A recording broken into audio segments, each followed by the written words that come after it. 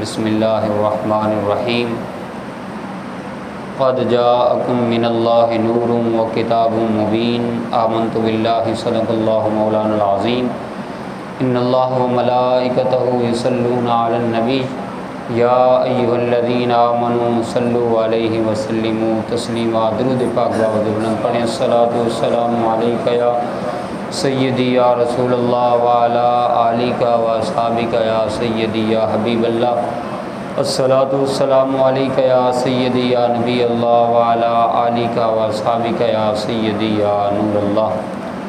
اللہ رب العالمین کا کروڑا فضل و احسان جس کی توفیق خاص سے اس کے دربار گہر بار میں حاضر ہیں۔ دعا ہے میرا مولا ہماری عاجزانہ حاضری اپنی بلند بارگاہ میں قبول و منظور فرمائے۔ آج چونکہ یکم ربیع الاول شریف ہے تو حضور علیہ الصلوۃ والسلام کی آمد کے ساتھ اس مہینے کو بڑی خاص نسبت حاصل ہے، تو ہم چونکہ اہل سنت ہیں، اہل نسبت ہیں اور اہل نسبت ہی اہل جنت ہیں، تو اس حوالے سے چند باتیں حضور علیہ الصلوۃ والسلام کی ولادت کے حوالے سے آپ کے گوش گزار کرنے کی سعادت حاصل کروں گا۔ دعا ہے رب ذوالجلال میری زبان پہ کلمۃ الحق جاری فرمائے۔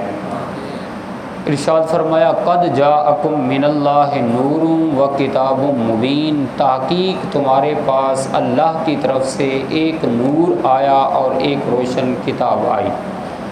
جب آمد مصطفیٰ کا ذکر کیا گیا تو قرآن مجید کے الفاظ پر اگر بندہ غور کرے تو خالق کائنات مالک ارض السماوات نے الفاظ کا انتخاب بھی عامی انداز کے ساتھ نہیں فرمایا، بلکہ انداز تخاطب ہی ایسا ہے کہ بندہ الفاظ کو دیکھ کر ہی اشش کر اٹھتا ہے۔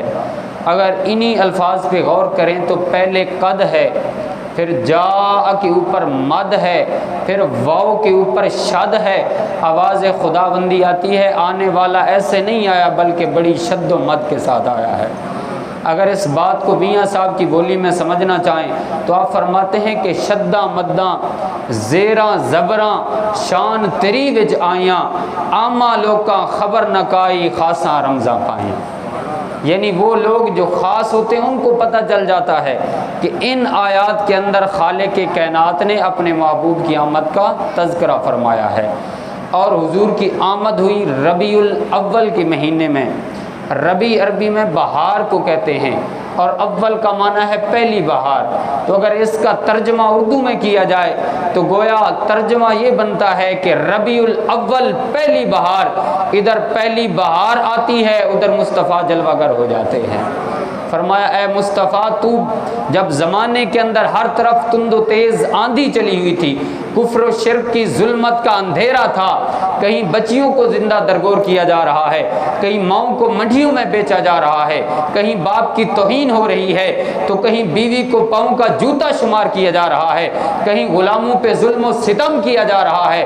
ایسی بھیانک گھڑی کے اندر جب میرے آقا جلوہ گر ہوتے ہیں تو میرے آقا نے ماں کو وہ مقام عطا کر دیا کہ کل تو منڈیوں کے اندر بیچی جاتی تھی، مصطفیٰ نے جنت کو کھینچ کر ماں کے قدموں کے نیچے رکھ دیا۔ جس بیٹی کو زندہ درگور کیا جاتا تھا میرے آقا جلوہ گر ہوئے، فرمایا جس بندے نے 2 بیٹیوں کی پرورش کر دی تو کل قیامت کے دن جنت میں اس طرح میرے ساتھ ہوگا جیسے میری یہ انگلیاں آپس میں جڑی ہوئی ہیں۔ ایک صحابی اٹھ کھڑے ہوئے، عرض کی کہ یا رسول اللہ میری تو ایک بیٹی ہے، میرا کیا بنے گا؟ مصطفیٰ کریم نے فرمایا تو بھی پریشان نہ ہو، تو بھی اسی طرح جنت میں میرے ساتھ ہوگا۔ اب اس کا جو پس منظر ہے، بیک گراؤنڈ ہے، وہ ذرا دیکھیے کہ وہ معاشرہ جس معاشرے میں بیٹی کو زندہ دفن کر دیا جاتا تھا، اس معاشرے کا بندہ اٹھ کر دل کے اندر یہ آرزو لے کر کھڑا ہے کاش میری بھی ایک بیٹی نہ ہوتی بلکہ 2 بیٹیاں ہوتی، تو مصطفیٰ کے آنے سے ایسا نور برسا ہے کہ سارے اندھیرے دور ہو جاتے ہیں، ہر طرف روشنی ہی روشنی پھیل جاتی ہے۔ وہ غلام جس کو یہ اجازت نہیں تھی کہ اپنے آقا کی اجازت کے بغیر اس کا جوتا دھوپ سے اٹھا کر چھاؤں میں رکھ دے، اتنا بھی اختیار اس کو حاصل نہیں تھا، تو میرے آقا جب جلوہ گر ہوئے تو حضرت بلال جو حضور کا غلام تھا، آپ نے فرمایا اے بلال تو کون سا نیک عمل کرتا ہے؟ میں جنت میں چل رہا تھا، تیرے قدموں کی آہٹ کو میں نے جنت میں محسوس کیا ہے۔ تو کیا خیال ہے اسی ایک ہی جملے نے غلامی کی ساری تھکن اتار نہیں دی ہوگی اور بلال فرش سے اٹھ کر فراز الف پہ جلوہ گر ہو گیا ہوگا۔ تو مصطفیٰ آئے تو سارے اندھیرے چھٹ جاتے ہیں، ہر طرف اجالا پھیل جاتا ہے۔ ارشاد فرمایا اے محبوب ہم نے تمہیں نور بنا کے بھیجا ہے۔ نور کا معنی ہی یہی ہے کہ جہاں جہالت ہوتی ہے علم نور بن کے آتا ہے، روشنی پھیلا دیتا ہے۔ جہاں لوگ ظلمت کا شکار ہوتے ہیں وہاں علم آتا ہے، وہاں عدل و انصاف بن کے نور آتا ہے، وہاں عدل و انصاف کا پیکر بن کے مصطفیٰ کریم نے انصاف کے سارے تقاضے مکمل فرما دیے۔ حضور علیہ الصلوۃ والسلام کی جب آمد ہوئی تو حضور کی آمد اتنی حسین تھی کہ ہر بندہ یہ آرزو کرتا رہا کہ میں حضور کی امت میں سے ہوں۔ 13 نبی ایسے ہیں جنہوں نے یہ آرزو کی کہ کاش ہم حضور کے امتی ہوتے۔ حضرت موسیٰ علیہ السلام جلیل القدر نبی بھی ہیں، رسول بھی ہیں۔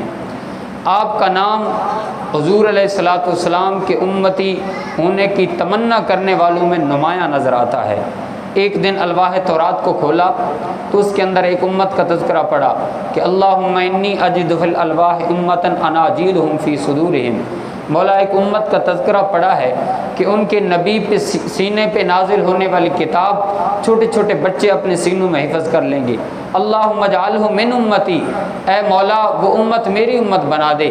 آواز خداوندی آتی قال تلک امت احمد، وہ تو میرے پیارے مصطفیٰ کی احمد کی امت ہے، تیری امت نہیں ہو سکتی۔ پھر کہا اللہم امتی، یا اللہ ایک امت کا تذکرہ پڑا ہے جو السابقون الاولون، جو آئے گی تو بعد میں پہلو پہ نمبر لے جائے گی، وہ امت میری امت بنا دے۔ کہا وہ بھی میں نے محمد مصطفیٰ کی امت بنائی۔ پڑھتے گئے فضائل، لیکن آخر میں جا کر کہتے ہیں کہ مولا اگر وہ امت میری امت نہیں بناتا تو اللہم اجعلنی من امت محمد، میں موسیٰ کلیم اللہ کو محمد مصطفیٰ کو امتی بنا دے۔ تو کیسی عظیم شان ہے اور آپ کی ہماری کہ ہم نے نہ کوئی انتظار کیا نہ کوئی خواہش کی۔ ادھر آنکھ کھلی، کان میں آ کر مؤذن نے آواز دی کہ تجھے مبارک ہو، تو غلام مصطفیٰ بن کے آ رہا ہے، تو حضور کا امتی بن کے آ رہا ہے۔ شاہوں سے ملا ہے نہ تونگر سے ملا ہے، اللہ کا عرفان اسی در سے ملا ہے، اوروں کو ملا ہے تو مقدر سے ملا ہے، ہم کو تو مقدر بھی تیرے در سے ملا ہے۔ دعا ہے رب ذوالجلال ہمیں حضور علیہ الصلوۃ والسلام کے میلاد کی خوشیاں منانے اور حضور کی سیرت کو اپنا کر زندگیاں گزارنے کی توفیق نصیب فرمائے۔ وآخر دعوانا ان الحمد للہ رب العالمین۔